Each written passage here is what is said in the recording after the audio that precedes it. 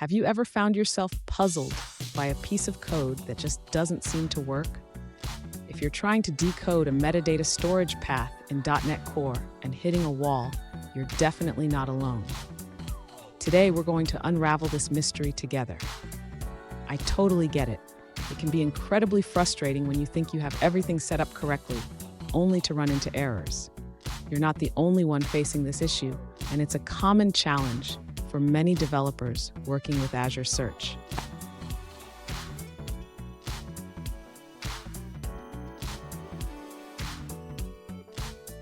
Let's dive into the specific question at hand.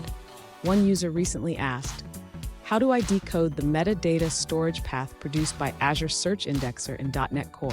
They mentioned using .NET Core version 1.1.2 and provided some code snippets that led to errors. Sound familiar? Let's explore this together. So, what's going on with the metadata storage path? It's a base 64 encoded string, and decoding it can sometimes lead to unexpected errors, especially if the string isn't formatted correctly. We'll break down the steps to decode it properly. And stick around. At the end of this video, I'll share a crucial tip that can save you a lot of headaches when working with encoded strings. To decode the metadata storage path, the user should first understand that the value is base 64 URL encoded.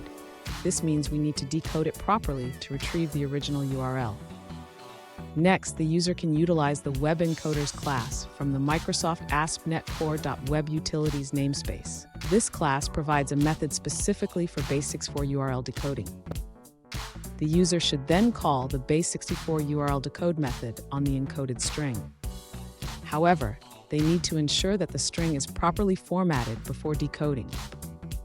If the user encounters a format exception, it may be due to the padding in the base 64 string.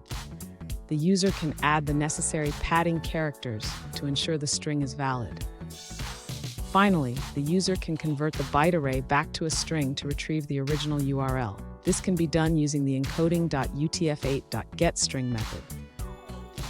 Fun fact, did you know that base 64 encoding is often used to encode binary data into ASCII characters? It's a handy trick, but it can lead to confusion if the data isn't formatted right. Now let's look at the answers provided by other users. An alternative solution provided by another user is to deselect base 64 encode keys option in the Azure Search Indexer settings. This can simplify the decoding process. Here's a pro tip.